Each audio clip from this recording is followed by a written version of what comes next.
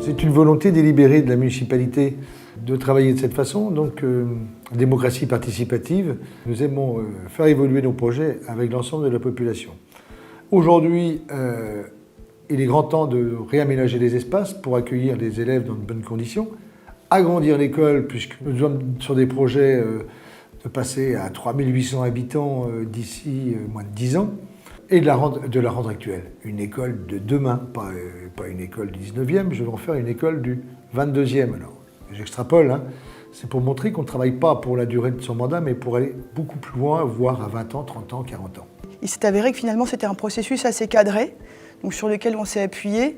Et dans un premier temps, on s'est attaché à s'adjoindre des services d'une assistance à maîtrise d'ouvrage, missionnés pour justement organiser ce processus participatif, mettre en place la démarche participative en termes d'organisation et de facilitation. Parce que le paramètre qui vient se rajouter par rapport à un cursus de conception de projet conventionnel, c'est cette démarche justement d'animation, de pédagogie, de mise en synergie et d'émulation collective. Et c'est quand même un domaine assez spécifique. Chaque groupe se mettra autour de sa table. Donc pendant ces 5 minutes, je demande vraiment à tous ceux qui ne sont pas dans le groupe de ne rien dire. Absolument rien. Ça permettra vraiment au groupe de s'exprimer jusqu'au bout. Et la maternelle, on a aussi fait le choix de couper les sanitaires en 2 fois 15 mètres carrés. Ça ne nous posait pas de problème pour l'élémentaire. Du coup, d'avoir un grand toilette. Par contre, pour les maternelles, 2 petits nous semble plus simple.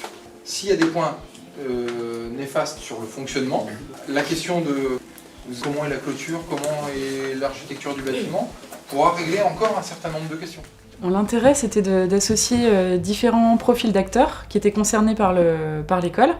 Donc ça pouvait concerner aussi bien les utilisateurs du bâtiment que les politiques, que les personnes qui habitaient autour du bâtiment. Donc de prendre en compte le besoin de l'ensemble de ces gens-là. Dans les grands objectifs d'une méthode participative, il y a tout ce qui va être implication des acteurs.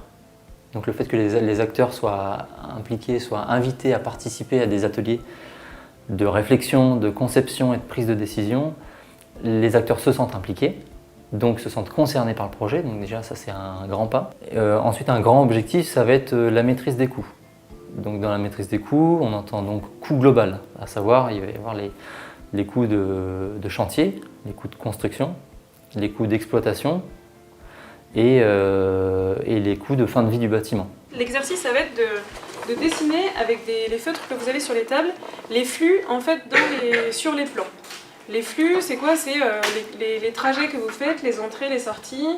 Tout ça, ils sont toujours avec les Moi, ça m'a permis d'entendre aussi des points de vue de parents, notamment, que j'avais pas forcément, parce que je suis dans mon métier, hein, donc on a tous notre vision de la chose. Et surtout, c'était d'entendre comment les gens voient l'école en leur vision extérieure.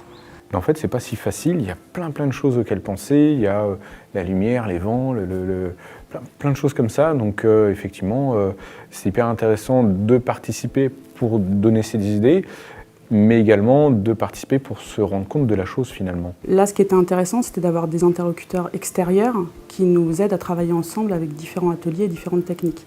C'est plus ça qui m'a plu en fait, les différentes techniques pour nous faire parler, qui étaient assez ludiques. Et du coup, on s'est rendu dans un cadre où on était tous à la même enseigne en fait, et pour un projet commun. Donc c'était ça qui était intéressant. L'intérêt de les accompagner de cette façon-là, c'est vraiment de faciliter une prise de décision de leur part, puisqu'à toute étape du projet, on demande de faire des choix et de valider des choix, de trancher, puisqu'il y a un moment donné où il faut rentrer dans un budget et dans une réalité. Sur l'esprit général, en fait, le but c'était d'arriver dans les ateliers à une conjugaison de tous les besoins et non pas d'arriver à un système de vote en fait à un moment en disant bah voilà il y a un scénario A ou un scénario B et il va falloir voter entre les deux. Donc on va vous présenter 3 scénarios qui tentent de répondre à ce que vous avez soulevé pendant l'atelier numéro 3. Même type de fonctionnement dans l'organisation du site, potentiel d'extension de 2 classes à rez-de-chaussée ici, Le haut vent devient préhaut pour les élèves, ça abrite les entrées-sorties, ça met tout en sécurité. Et en termes d'impact du bâtiment, on a une proposition qui est beaucoup plus compacte. On a utilisé plusieurs outils différents en fonction des phases, en fonction des objectifs des ateliers, mais c'était des outils en tout cas qu'on a souhaité ludiques et puis qui favorisaient justement la rencontre des personnes et l'émergence de l'intelligence collective. D'habitude, chacun travaille dans les différents services, mais on ne se côtoie pas spécialement. Et du coup, là, de partir à l'initiative pour aller jusqu'à la fin du projet, c'était assez pertinent. En fait. Le concept est intéressant parce qu'il y a des gens qui, au bout d'un moment, ramènent au débat, ramènent à l'essentiel. Tout ça va faire émerger un projet qui sera le projet de tout le monde, pas le projet du maire, pas le projet de l'archi, ce sera notre projet commun. Et c'est ça qui est intéressant.